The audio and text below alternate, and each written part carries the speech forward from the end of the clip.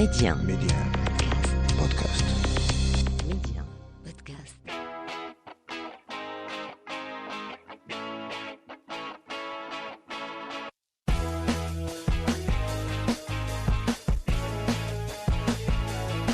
Bienvenue à toutes et à tous, ma femme d'aujourd'hui. Une passionnée, mais vraiment une passionnée par son métier qui va le démarrer extrêmement jeune. Elle a un parcours de vie assez spécial, qu'on soit en 2022 ou en 1990. Mais voilà, elle va nous raconter tout ça et nous raconter comment elle s'est formée, comment elle s'est construite et comment sa vie, finalement, elle la vit. On y va ? Midi 1, Yasmine, femme d'aujourd'hui.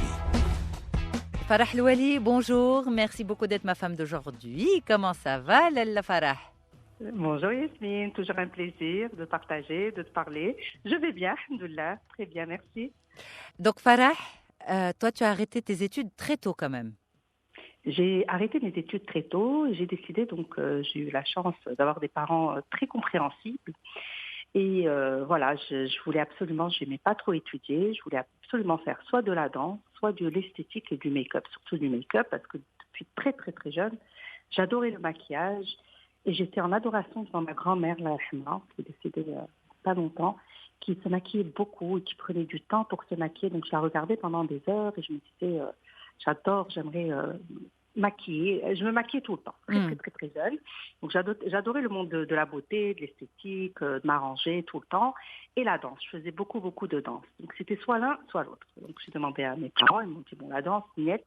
Je voulais aller aux États-Unis, faire une formation pro pour être professeur de danse, ou l'esthétique et le maquillage. Moi, il m'a dit non, la danse non, mais le maquillage, si tu veux, il n'y a pas de problème. Et ils ont accepté que tu arrêtes tes études très tôt parce que tu avais quoi, 15 ans à ce moment-là ? J'avais un peu moins de 15 ans. Un peu moins de 15. À peu près 15 ans. Je suis partie en France, donc j'ai fait un CAP d'esthétique.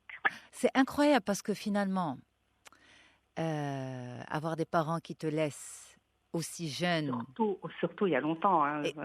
vivre ta passion. Plus de 30 ans. Donc voilà, mes parents m'ont suivi. Donc ils m'ont dit, voilà, si tu aimes, tu le fais, il n'y a pas de souci. Donc c'était très très rare, surtout dans le temps. Le monde de l'esthétique n'était pas très bien vu, on va dire. Exactement. Non, et puis aussi se dire, ok, aussi jeune, 14 ans, elle sait déjà ce qu'elle veut et on va l'accompagner. Voilà. Je veux dire, même en 2022, enfin... on n'a pas confiance, je sais pas, mais moi, ma fille, elle viendrait me dire, maman, à 14 ans, j'arrête les études. C'est que je reçois de plus en plus de filles très très jeunes, mais qui n'arrêtent pas. Parce que bon, on n'a pas de CAP d'esthétique au Maroc, on ne peut pas faire une formation professionnelle d'esthétique en bonne et due forme. Donc souvent, elles le font en parallèle. J'ai ma plus jeune élève, elle a 13 ans. Elle est étudiante et elle fait sa formation en parallèle professionnelle, pas une formation juste pour avoir des idées, vraiment pour en faire un métier. Incroyable. Donc ça se banalise, ça se fait de plus en plus. C'est les réseaux sociaux aussi qui banalisent ça. Les réseaux sociaux, certainement. Mais dans le temps, c'était très très rare. On était deux à le faire. J'étais moi et une amie indienne, Vandana, que je salue, qui était aussi au doté et qui avons choisi de faire une formation professionnelle, voilà. Et donc, tu étais diplômée à quel âge ? Alors, j'étais diplômée à 16 ans. Déjà 16 ans. Déjà fait le marché du travail. Alors, déjà à 16 ans, j'ai fait une formation Simone Malher, très jeune aussi, pour une formation pour compléter, très poussée. Je me rappelle, c'est du 7h du matin à 7h du soir, très intensif. Et je suis rentrée au Maroc, voilà, pour travailler de beaux métiers d'esthétique et surtout de maquilleuse. Parce que moi, j'aimais le maquillage depuis très jeune. Donc, en fait, tu travailles depuis l'âge de 16-17 ans ? Je travaille depuis l'âge de 16 ans. J'ai travaillé dans un grand institut, grand salon à Casablanca, qui est très connu, qui vraiment, c'était vrai. Je suis rentrée dans la vraie école après avoir étudié. C'est le salon où je suis rentrée à Casablanca, parce que j'ai beaucoup pratiqué, vu beaucoup de choses. Et j'ai vu que le monde de l'esthétique, c'était pas... Je revenais de France, j'ai fait de l'OT, j'étais dans un nuage. Oui. J'imaginais les choses autrement. Et je me suis retrouvée donc, à faire aussi bien l'esthétique, le ménage, dans l'institut, être vraiment les personnes ne donnaient pas la valeur à l'esthéticienne. Donc je rentrais tous les soirs, je pleurais, je disais papa, c'est pas ce que je voulais du tout, c'est une catastrophe, vraiment je travaille beaucoup et il me laissait, il me disait, tu as choisi ce métier, De et là, tu vas Barasek. travailler, de Barasek, tu vas continuer. Donc tous les jours, c'était 9 heures jusqu'à 11 heures du soir. Beaucoup de travail. C'est là où j'ai vraiment excellé parce que j'ai tellement travaillé. Je me dis, j'ai comparé, j'en ai parlé il n'y a pas longtemps. C'est comme dans les hôpitaux, vous savez, malheureusement, on travaille sur le tas, on travaille sur beaucoup de personnes et c'est là où vraiment, comme on dit en arabe, quotidien, et je commençais à faire des cires complètes en un quart d'heure, 4 soins de visage de suivi, je faisais 10 maquillés par jour. J'ai vraiment, c'était l'école. Et mon père, sans me le dire, il a acheté un local, il a commencé à l'aménager. Et j'ai eu mon premier institut à l'âge, j'avais pas encore 18 ans. Excellent. Ça, c'est une belle surprise. Voilà, c'était une surprise magnifique parce que je pleurais tous les soirs. Et on venait me voir mes ongles là, étaient complètement esquintés avec eux.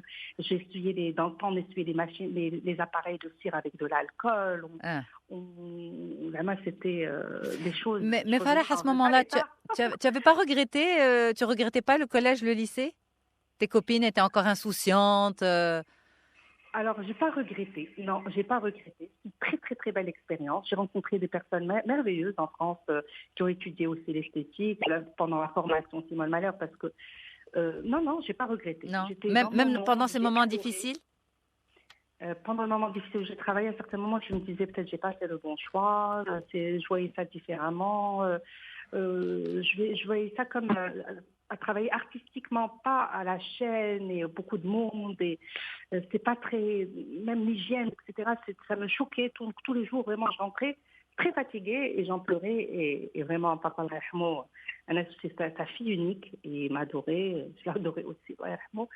Et il m'a dit, Farah, tu restes. Et c'est toi qui l'as choisi au début. Après, il m'a dit, Inch'Allah, يكون خير. Donc, et un jour, il m'emmène voir le local c'est un super local. C'est en 91, donc c'est un grand local. Il a très bien aménagé. Il m'a dit, voilà, Inch'Allah, voilà, ton salon va être prêt dans pas longtemps et tu pourras travailler comme tu veux. Et À ce moment-là, c'était la délivrance. Voilà, je me suis liée d'amitié avec tout le personnel, avec une partie du personnel qui en avait marre aussi de travailler dans ces conditions. Et quand elles ont visité mon local, vu le quartier, on veut travailler avec toi. Donc à l'âge de 18 ans, je n'avais pas encore 18 ans, j'ai ouvert un super grand salon avec une équipe très professionnelle qui avait beaucoup d'années d'expérience et qui voulait travailler dans des conditions différentes de celles de là où elle travaillait. Donc j'ai tout de suite cartonné, j'ai tout de suite eu plein de mariés, beaucoup de mariés, beaucoup de maquillage, beaucoup de déplacements, j'ai beaucoup travaillé très très jeune. Donc je mettais ma blouse le matin, j'y allais avec. J'allais avec au travail, je rentrais avec ma blouse pendant 2 ans, je pense, ou 3 ans. Non-stop, j'ai bossé, travaillé, excellé. J'ai travaillé avec les premières magazines, je faisais beaucoup de shootings, je faisais des événements, je faisais vraiment... vraiment, j'étais dans mon élément et j'ai fait comme je voulais, ce que je voulais. Et c'est quoi la clé de la réussite, justement, Farah? C'est quoi la clé de la réussite et la clé pour concrétiser son rêve? Alors, déjà, choisir ce qu'on veut, l'aimer et ne pas avoir la grosse tête. Travailler durement, ne pas... Parce que malheureusement, ce qui se passe au Maroc, c'est que dès que les personnes excellent et travaillent bien, elles commencent à avoir la grosse tête. Et elles ne continuent pas à se former, donc pour elles, c'est de l'acquis. Et non, on n'a jamais appris. Moi, je dis jusqu'à maintenant, j'ai plus de 35 ans, je crois, un peu moins que 35 ans d'expérience dans le métier. On finit jamais d'apprendre. Ouais. Il faut rester humble, il faut rester simple. Et malgré tous les coups, vous savez, c'est très dur. Le métier, les gens sont très méchants. Dès qu'on est réussi, qu'on travaille bien, on essaie de nous casser, c'est pas évident du tout. Il y a beaucoup de jalousie, mais il faut continuer à travailler dans le sérieux et continuer à se former. La formation est très, très importante. Moi, j'ai eu la chance tout de suite après. J'ai ouvert en 91. Quelques années après, donc je me suis mariée, j'ai eu des enfants plus jeunes et j'ai eu Make Up Forever. J'ai eu la représentation de la marque Make Up Forever en Maroc. Et ils avaient 3 dossiers. Quand j'ai déposé mon dossier chez eux, ils avaient des personnes qui avaient beaucoup les moyens, qui voulaient investir dans une marque. Et ils m'avaient, moi, très jeune, professionnelle. J'adorais la marque. J'avais travaillé avec. Et j'étais très passionnée. Je faisais beaucoup les événements, les shootings, et ils m'ont choisi. Ils m'ont dit, voilà, on te veut représentant de Make Up Forever. Donc j'ai eu la chance. et de représenter la marque, d'être formée par la marque. Donc en tant que représentante, on me formait pour former mes clients essentiels qui étaient les chaînes de télévision, donc t'entends 2M et RTM, qui étaient les instituts, les écoles. Donc j'étais vraiment dans le monde et voilà, je travaillais beaucoup au salon, je travaillais beaucoup pour Make a Father, ouverture de la première boutique en 98, formation et voilà, donc, et maman de 3 garçons. Donc j'ai eu une vie très Mouvementée. J'ai beaucoup, oui. Je voyageais beaucoup pour mes formations. Il ne faut pas voir les enfants comme une limite. Pas du tout. J'étais le plus souvent avec eux. J'en parlais avec ma mère hier. Je m'occupais d'eux. Je les lavais moi-même. Je leur coupais les ongles moi-même. Ouais. Je travaillais avec eux moi-même. Je faisais les activités, tout. Mais en même temps, je bossais. Je voyageais quand il fallait. Et le papa dans tout ça était présent? Alors, le papa était pas très présent. Pas très présent. Il travaillait beaucoup. Il s'occupait beaucoup des enfants. Ils étaient beaucoup plus proches que moi. Mm. Je n'ai pas beaucoup parlé du papa. D'accord. J'ai divorcé. Je préfère ne pas en parler. Ouais. Donc, voilà. C'est fou, mais beaucoup des femmes que je reçois enfin, beaucoup, certaines au contraire, racontent parce qu'il y a des choses à faire bouger au niveau de la loi, à faire changer au niveau de la loi, etc. D'ailleurs, mon invitée, Zineb Smlali, parlait de ça. Elle a divorcé il y a pratiquement 11 ans. Son fils a pratiquement 12 ans. Et ils vivent dans la même ville que son ex-mari. Et ce monsieur n'a pratiquement jamais rencontré son fils. Ouais, et pourtant, si elle veut voyager, si elle veut changer d'école, si elle veut, il faut l'autorisation du père. Et elle disait que même la facture de l'école venait au nom du père et c'est elle qui paye. C'est le même problème, c'est exactement la même chose. La facture vient au nom du père de temps en temps, il va régler quelque chose, mais très peu. Il va faire ses calculs du peu d'argent que le tribunal lui a donné et il va dire « Ah, je t'aide pour l'école », mais il ne paye absolument rien. Et je t'aide, j'aime bien ce « je t'aide ». C'est pour ça que je préfère ne pas en parler. Parce que je trouve que c'est aberrant, vraiment, tout ce qui... Et puis, c'est quelque chose qui me dépasse. Et je trouve que même en parler, ça leur donne de l'importance. Je préfère ne pas en parler et me concentrer sur mon travail et mes enfants pour pouvoir, même si ce n'est pas toujours évident, et les gens n'ont pas l'impression. Ils se disent, bon, cette personne, elle excelle, elle travaille... Mais à côté, il y a les problèmes, il y a des problèmes financiers aussi, des problèmes de tous les jours des enfants. Et il faut se battre, il faut continuer à travailler, il faut continuer à être bien pour l'amour de nos enfants, pour l'amour de notre métier, de nos proches, etc. Donc la femme, vraiment, chacune a son histoire, mais c'est pas évident. Il faut pas voir que les strass et les paillettes. Voilà, ouais, les strass et les paillettes. C'est très, c'est pas évident du tout et on se bat. Surtout comme tu dis, toi, Farah, toi tu vis dans les deux en fait, les strass et les paillettes et la réalité de la vie. Exactement. Il y a la réalité de la vie qui est très, très, très dure et beaucoup de gens ne s'en doutent même pas. Mais on essaye, nous, la femme marocaine, et surtout la femme qui a commencé très jeune et qui a travaillé très jeune et qui s'est mariée très jeune, je crois qu'on est comment dirais-je, on est rodés. on a eu tellement de coups, tellement de choses dans la vie qu'on essaye de dépasser tout ça et essayer d'être au-dessus et de continuer parce que la vie est belle, on a de beaux enfants, c'est le positif de l'union, c'est qu'on a des enfants magnifiques. Bon, j'ai divorcé, ils étaient adultes, ils étaient majeurs. Il n'y a que le petit qui était plus jeune. Donc, je n'ai pas eu de problème de tout ce que j'entends par rapport à la garde, au remariage, refaire ma vie, etc. Mais c'est pas évident du tout. Moi, je pense que c'est encore plus difficile que quand les enfants sont plus jeunes. On peut gérer les enfants. Mais quand ils sont grands, ils comprennent tout et ça les marque et ça peut complètement les abîmer. Et ça, ils restent... comme on dit, contre le père. Très, très, très, très. Et je leur dis, c'est pas bien la haine. Quand il y a de la haine, c'est ça veut dire qu'il y a de l'amour et que c'est pas bien. Tu peux pas. Il faut. Donc j'essaie de jongler. Est-ce qu'on fatigue, Farah? Est-ce qu'on fatigue quand on a commencé toute sa vie très tôt? Entre le boulot, la famille, etc. Quand on a tout vécu très tôt. Grosse fatigue. Moi, j'ai commencé très, très jeune. J'ai travaillé, je me suis donnée la femme marocaine. On a l'impression que c'est une superwoman. Et je crois qu'on est éduqué pour que faire plaisir à tout le monde, aux enfants, à la belle famille, au mari, aux amis, aux parents, au personnel, à la maison, parce qu'il faut aider tout le monde et on s'oublie. Alors, il y a un moment où on se dit, c'est ce qui m'est arrivé. J'ai eu un petit coup dur. J'ai perdu une petite fille à 42 ans. Je suis tombée enceinte sans le savoir et j'ai perdu le bébé à la naissance. J'ai perdu mon papa le même mois. Et Oh là là. il m'a réveillée.